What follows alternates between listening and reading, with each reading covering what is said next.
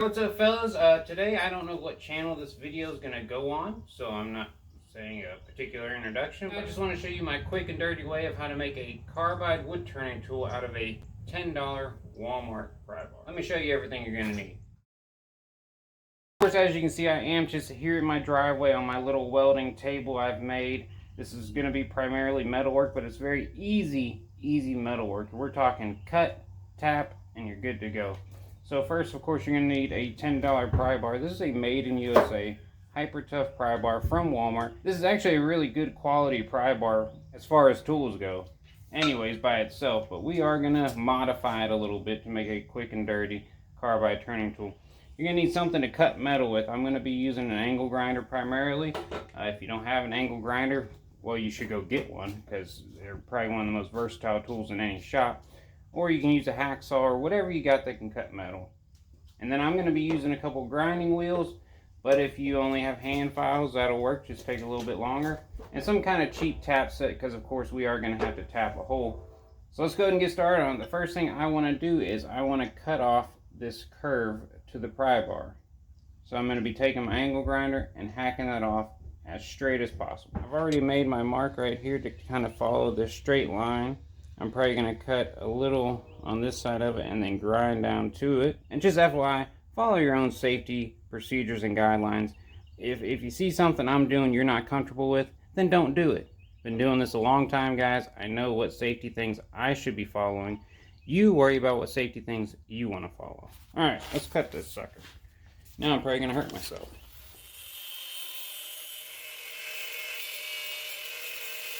So now that we have a very nice hot piece of steel to play with, let's see how good my cut was. Good enough. So now what we're going to want to do is somewhat shape this flare. We want to get rid of that. Really, that's about it, because we do want this taper. So flatten this and kind of get rid of this flare. Quick pro tip, when you need to take this off, you don't need to get your wrench out. Anyways, lock your spindle lock, put a little pressure right here, but use the wheel to break it loose. It's loose, take that off, put the new one on, twist it on, and then same thing but tightening it. Putting a little pressure there, gripping the wheel with this, and that's as tight as it needs to be. I'm using the older school kind of grinding wheels because I want more of a flat reference surface.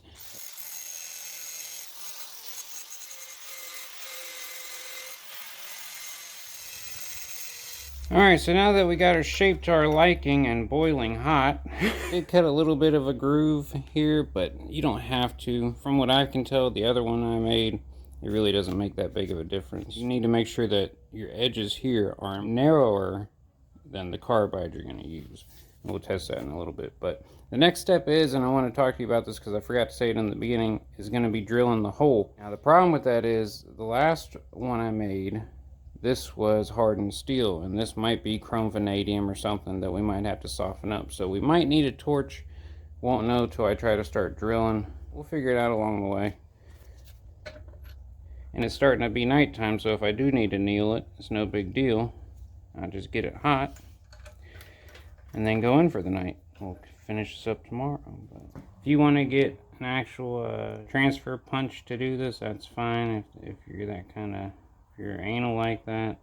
Me, I just like to find my spot, pick it, and then drill my hole, and then I'll reshape around it some more. So let's see if this sucker's hardened or not. This is a 9/64 drill bit for an 832. Yeah, she's hardened. Alright, so we're going to anneal it. All we're going to do is take our gas, put it on there.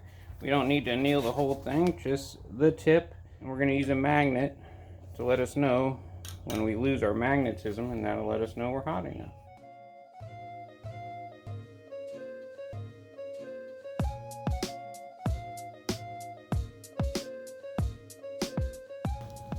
Yeah, we're going to call that good. I wanted to go back further on the base just in case I mess up here and I have to go back and try to recut and retap, because it does happen. You're going to make mistakes sometimes. But hindsight being 20/20, probably a better idea to do this before you do your shaping. I would still cut it before I anneal it, because that's not hard if I'm using a power tool. If I'm using a hacksaw, definitely annealing it is going to be your first thing you want to do. But anyways, we're going to let this cool overnight, and we'll hit it again tomorrow. Damn, mosquitoes out everywhere. Alright, so we're back the next day. I'm feeling particularly lazy, so we came over to my drill press. One, if you don't have a drill press, get one. You can literally buy a drill press less than you can buy a cordless drill nowadays. Go to Harbor Freight, look up Win on the internet. If you want, even a small 8-inch can run you like 60 bucks. And if you're trying to build a shop on a budget, you need to be following my main channel, Brad's Workbench, because that's basically what I do, is I do reviews of budget-friendly tools that'll get the job done, but not cost you an arm and a leg. And I also teach you how to shop at Harbor Freight, because that's a whole art in itself. I do have a drill press clamp, but for some longer objects, I like the support these little old wooden clamps give. And we're just going to make, well, I don't know for sure if it's annealed, but it should be. We're going to try to drill it. So let's do that. The other reason I'm doing this, because the #1 question I have on the review of this one drill press, can it drill metal? Of course it can drill metal. I didn't buy a drill press to drill wood. I buy tools to make jobs I hate doing easier. One job I hate doing is drilling metal.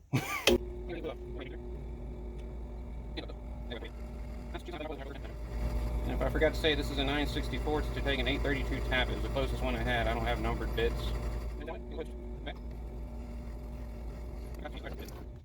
So this will be interesting to see, because I just filmed that whole drilling section without my mic plugged in. So we'll see if this mic really makes a big difference or not. But now that we got a nice perpendicular hole, or one that's close enough, there's only one last step. That's tapping the hole. I'll probably go back outside because it's a beautiful day. Alright, so we're back outside, and I'm going to be honest with you. We're friends, right? You made it this far in the video. I really suck at tapping holes. But we're going to take this cheap old Pittsburgh tap set and find our 832. Alright, there we go. 832. Little big tap. And take it easy on her. And the worst case scenario is you screw up the hole, you cut it back, reshape it, and you do another hole, right? A little in the hole.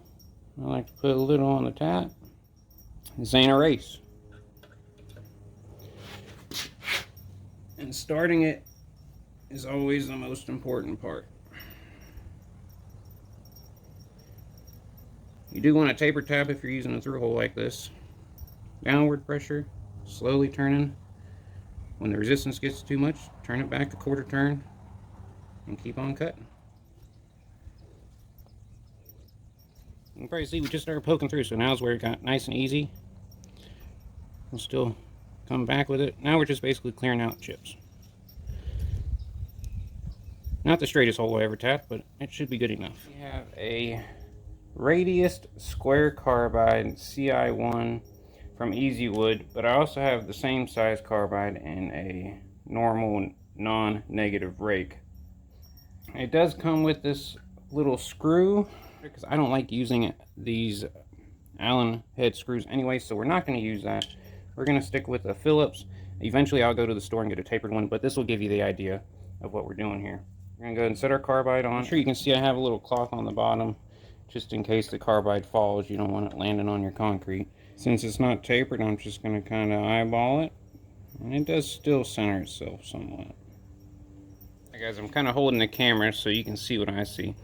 Remember I said we still might have to do some shaping, but you can see I need to take some of this off, and I'm probably going to bring in the sides a little bit skinnier. So I'm going to take this off and do a little more shaping. The good thing about it is the shaping should go even faster now that the steel is annealed, and also I'm going to cut the extra thread off the bottom.